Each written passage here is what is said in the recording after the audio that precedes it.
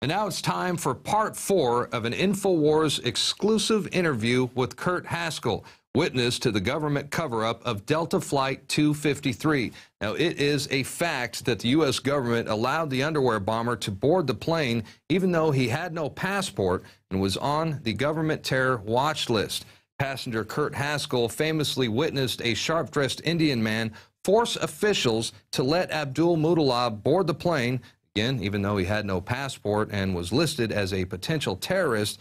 And of course, the establishment media, they have predictably remained silent on this epic story as they continue to regurgitate the official government fable of the underwear bomber. But fortunately for you, the InfoWars viewer, you're about to get a dose of the hardcore truth. An interview with Kurt Haskell, key witness to the false flag terror attack aboard Delta Flight 253, the subsequent government cover-up that followed. Walk us through what you saw in Amsterdam. Sure. Lori and I were sitting near the boarding gate, sitting on the floor. There weren't any seats to sit in. And I saw two men, and they caught my eye because they seemed to be an odd pair. One was what I would describe as a poor-looking black teenager around 16 or 17, and the other man, a age 50-ish, wealthy-looking Indian man, and I was just wondering why they were together. Kind of strange. And I watched them approach what I would call the ticket agent, the final person that checks your boarding pass before you get on the plane. And I could hear the entire conversation. The only person that spoke was the Indian man, and what he said was, this man needs to board the plane, but he doesn't have a passport. And the ticket agent responded, well, if he doesn't have a passport, he can't get on the plane. To which the Indian man responded back, he's from Sudan, we do this all the time. And the ticket agent said, well, then you'll have to go and talk to my manager. And she directed them down a hallway. And that was the last time that I saw the Indian man, and the black man I didn't see again until he tried to blow up our plane.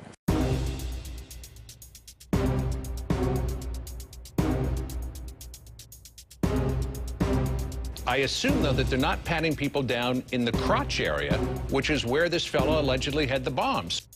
We could deploy the scanning machines that we currently are beginning to deploy in the U.S. that would give us the ability to see what someone has concealed underneath their clothing. I also want to point out, in your current role as a security consultant, you are representing some of the companies who manufacture that technology, correct? Absolutely correct. One thing I'd like to point out is that the system worked.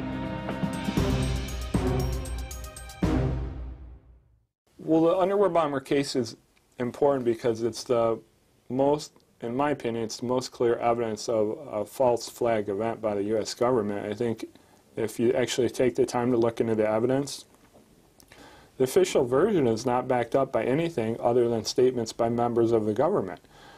There is actually a great deal of evidence that backs up what I'm saying.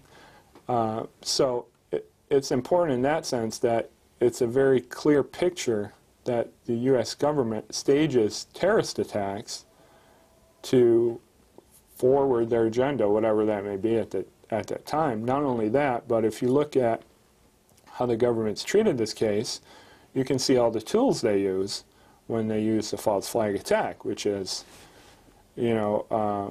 denying evidence and telling the media to not report certain things, blasting in the media all the unimportant things, propaganda issues that support their story, the government forwarded story, not the real story.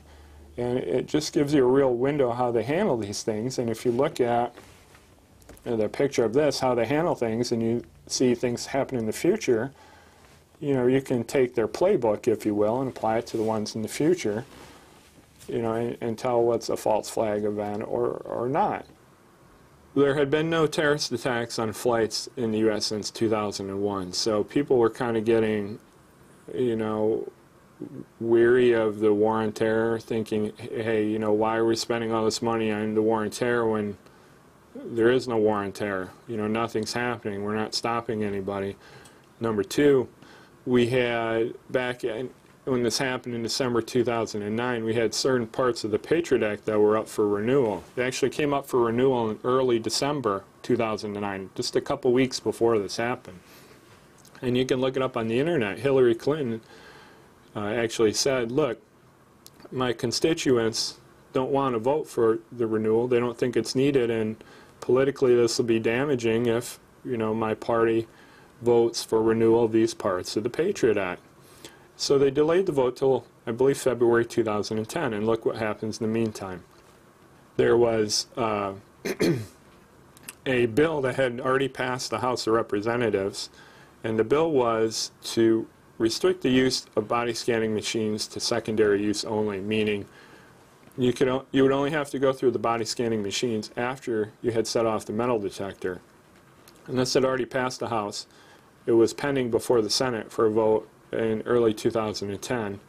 And again, look what we have in the meantime, the underwear bomber attack. Incidentally, despite the fact that this bill had already passed the House and was pending before the Senate, the TSA and Department of Homeland Security continued to order many more body scanning machines for the airports. So, you know, read into that what you will. So, all of those reasons really, and basically they needed a crutch for the war on terror. Nothing was happening on the war on terror for many years. And now all you hear is, you know, every time the war on terror is brought up, or these enhanced procedures are brought up, TSA here and TSA there, and if you see something, say something, it all goes back to the underwear bomber. They all say, well, we need it because of the underwear bomber. It's a crutch. It's a crutch for any of these policies at all. So, you know, you can see how it's played into all of this. But there are a few things we could do to make things better. First, we could deploy the scanning machines that we currently are beginning to deploy in the U.S. that would give us the ability to see what someone has concealed underneath their clothing. That has been vigorously opposed by the ACLU and privacy advocates. The House of Representatives voted to prevent us from using it. But I think now there's been a very vivid lesson in the value of that machinery. In your current role as a consultant, do you have an interest in body scanners?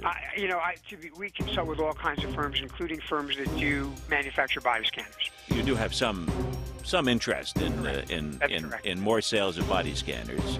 As well as a lot of other security measures. But I would point out that I've talked about this for probably the last 3 years.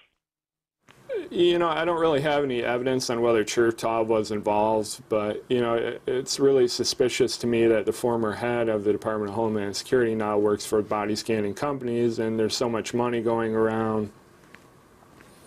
You know, did somebody do a favor for Chertoff here, you know, that was paid back with some money? I don't know.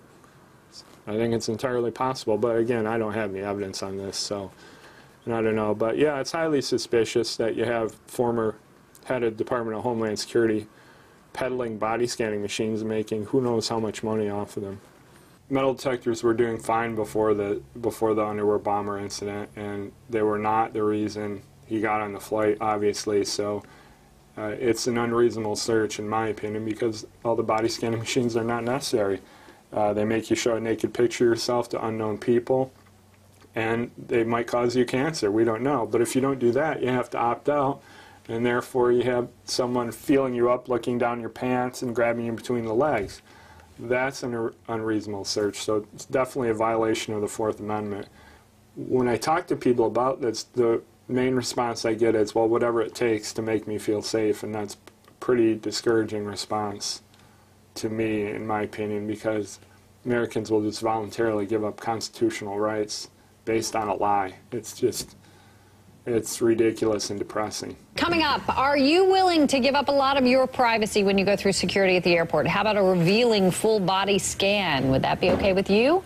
It does seem to me that we're becoming a police state, that's for sure. There just seems to be getting more and more and more security, you know, based on whatever the government says. You know, they make a statement, so therefore we need this, or they stage this event, so therefore we need this. And, you know, at what point do we not need security? At what point was the security not okay back on 9/11? No matter what you think about the 9/11 events, even if you don't think they were another false flag attack, they could have been prevented entirely. We knew all about them. We knew about the attackers flying in flight schools before this happened, and it could have been prevented. We didn't need new measures from that either.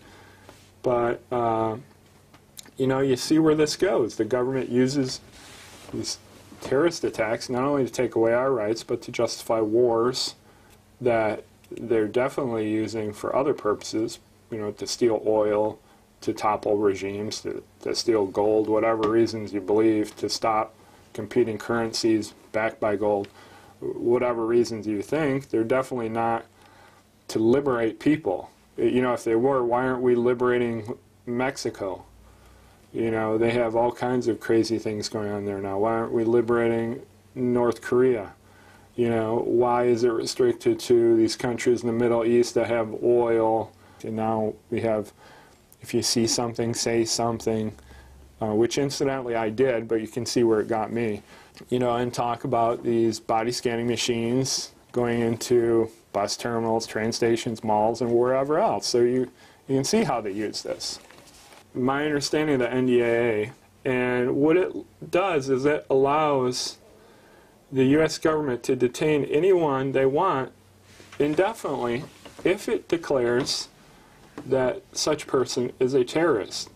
Now, what's the definition of a terrorist is left solely at the discretion of the President of the United States. So if President Obama declares you a terrorist, the government can arrest you and hold you indefinitely without a trial. They don't even need to tell anyone they're holding you or where. You'll just disappear. That's what the NDAA allows. It's totally out of the playbook of the USSR or Nazi Germany, where the government can just come in and say, hey, you're going to disappear, sorry, and you're gone. And no one knows what happened to you. That's what it allows the government to do. Now, who is a terrorist exactly? Am I a terrorist? Am I a terrorist because I speak out against the government and I've informed the public of a false flag event? I don't know. Am I a terrorist because I was going to testify on the behalf of Abdul Muttalib? I don't know. What's interesting, too, is you don't actually have to be a terrorist. The law actually says that you can just be someone that's adding aid of some sort to a terrorist. So, again, I go back to the question, am I a terrorist for being willing to testify on the behalf of Abdul Muttalib under the NDAA? Seems likely that maybe I am. Am I aiding a terrorist by telling the government that they're staging false flag events, and therefore, you know, these terrorist groups have a defense to some of these terrorism trials? Maybe I am. Maybe I can be locked up indefinitely. And this is a gross violation of our constitutional rights. It doesn't get any more clear, you know, that you're entitled to due process under the law. You're entitled to a speedy trial. And this doesn't even allow you a speedy trial. It doesn't allow you any trial at all. And they're not even required to tell your family if they've taken you or anything. It's a gross violation of law. It's totally unconstitutional. It's all about power. And what's telling is that I believe 93 out of 100 senators voted for this law, something like that, like 93%. And I have to ask, so what incident could unite them so much that they would pass this clearly unconstitutional law? And to me, the answer is obvious. The answer is that they passed this law not to deal with crazy Islamic Muslim terrorists, but to be able to label anyone in the United States a terrorist for to deal with them and just take them off the streets during the coming global unrest that will happen here in the U.S., which I think is inevitable and will happen here very soon. I expect a total economic collapse in the U.S. very shortly, and then we're going to have all kinds of chaos here, and the government passed this law not to deal with the terrorists, but to arrest U.S. citizens and take them off without having to do a trial or give any justification. I think that's why you saw 93 senators out of 100 voting for it. I was previously going to sue the government over the underwear bomber attack for intentional infliction of emotional distress, and I've recently decided not to. And actually, the statute of limitations expired on Christmas Day 2011, so even if I wanted to change my mind now, I couldn't. But I wanted to give the reasons why I've decided not to sue. And there are basically three reasons. One, in late 2011, the government came out with a bipartisan report called Report on Fiscal Responsibility or something like that. But anyway, what this was is a bipartisan panel appointed by Obama to study the future of the economy. And every member on the panel indicated that the U.S. government would collapse economically in no longer than 24 months. And this was written in late 2011. So that puts us in late 2013. Sometimes lawsuits can take several years, and this would be one that could possibly take several years. And I've decided it would be better off to take the time we have left, which is now maybe a year and a half, and instead of me spending a great deal of amount of time in this case, but to not put it into that, but to put it into making more money and preparing and saving as much money as I can to leave the country, as Lori and I plan to leave the country by late 2013, probably, by the end of 2013. So that's one of the reasons. Number two was the NDAA, and not due to intimidation. I'm not really concerned about the government locking me up, but my thinking was more along the lines of that the citizens of the United States didn't even care that this NDAA went through. There should be protests all over the streets. You know, the government's allowed to lock you up indefinitely without a trial. It seems like no one even cares about this. You know, they care more about, you know, whatever, any topic. You know, losing union benefits in Wisconsin, for example. You see picketing at the governor's mansion in Wisconsin. I mean, literally every person in the U.S. should be out picketing or doing whatever in the streets over this NDAA. There's almost nothing. So to me, that was a sign that, do people of the U.S. really care if I would prove beyond a shadow of a doubt that the underwear bomber case was a false flag event? And the answer to me was clearly no.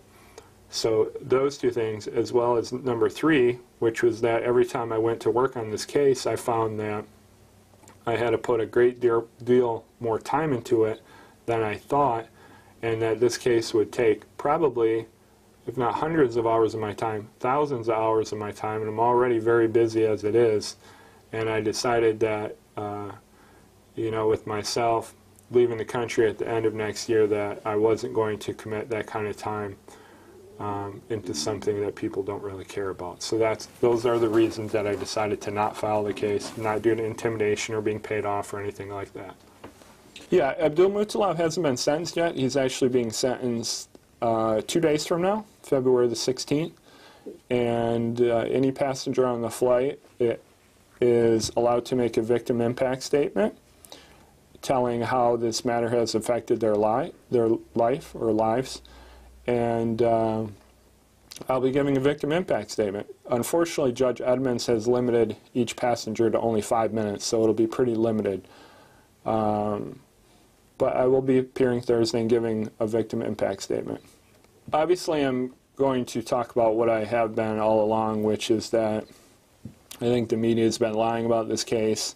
You know, what we're being shown in court isn't really what happened, and that this was a government setup with an intentionally defective bomb. Now, I have to be really careful how I word things because I'm still a practicing attorney, and I actually practice in the same court on a weekly basis, so I have to kind of restrict what I say to not get me in trouble with the state bar, but it'll be something along those lines. I'll have a pre-prepared statement. What made me come forward is that, one, I was very irritated that I almost lost my life on Christmas Day 2009, and you know, I'm very irritated over who is behind it, the U.S. government, for sure, my own government, and I thought it was important that I come out and talk about it. You know, I'm used to talking in public. I do it on a daily basis at court. I have no problem with people talking badly about me. They do that all the time. You know, the other side or whoever, I have no problem getting yelled at. So really, I have a pretty thick skin for people talking badly about me. And as far as intimidation, I don't really care. What is the government going to do to me? It's not like they can cost me you know, my employment. It's not like they're more credible than I am. It's not like they have more evidence behind them in this case than I do. And, you know, frankly, I'm just not intimidated by them at all. I think it's important that we all come out and talk about it. If you do nothing and you're intimidated by the government and don't come out and speak about it, you're just going to encourage more of this behavior. I think at the very least I've awakened a lot of people that normally wouldn't think like this, and I've convinced them that my version of the events are in fact correct. So I encourage you to do the same that I have, and eventually enough people will be convinced that the U.S. government is entirely corrupt and should be replaced. You know, the next question is, how do we fix the problems here? And I think people that think we're going to do this by voting out people and putting in, you know, people that will honor the Constitution and protect the rights of U.S. citizens, I think you're being naive. I think this is an entirely corrupt organization running things in the U.S. now. Controlled by greed and money. They're not going to willingly give that up voluntarily. So I don't think things are going to change here by voting, and I think you can see that with the primaries going on now. And Ron Paul, the guy, you know, even though a lot of people are holding out their hopes for him, he has no chance. The media is against him, and you know, there's been allegations of vote rigging in a couple of states already, and it's just not going to happen. He's not going to be elected, and that's the sort of thing you'll see in with any candidate that might try and change things. That's what you're going to get, and it's just not going to happen. So I don't think things are going to change. They're going to get worse and worse and worse until there's total economic and political collapse here, and this becomes a total dictatorship. I don't know. You're going to see a government collapse very soon, though, and it's only going to change due to the people rising up. And I'm not talking about just blogs or watching shows or whatever, but physically going out and doing things and changing things. Not through elections. Since this happened, you know, a couple of years ago, Christmas 2009, I've really changed my belief in regards to anything that has to do with the government. You know, I was just a normal citizen before that. I didn't really have any beliefs that the government was as extreme it is and so willing to violate constitutional rights and stage false flag attacks and put out propaganda. I was just a regular person, and since this happened, and you can see it from some of my early videos or writings that I made, that I really questioned what happened here. I didn't come to conclusions right away, but it's my theory on what has happened has been developed over a couple of years looking at all the evidence. So where I'm at this point is that I don't believe the government in anything. I don't trust them at all. I think they have some sort of an alternative agenda which has to do with taking rights away of Americans. I'm not exactly sure why, but it's definitely there. And it's not for the reasons they're saying to protect you from terrorism, but it's due to alternative reasons. You know, maybe the coming economic collapse, or maybe to mask that the government wants to take over the world. I don't know, but you can see pretty obvious acceleration of the loss of our constitutional rights, and you know, I've really looked into these things a lot more since Christmas Day 2009, and again, I don't trust the government at all, and I don't think they're working in the best interests of the U.S. citizens.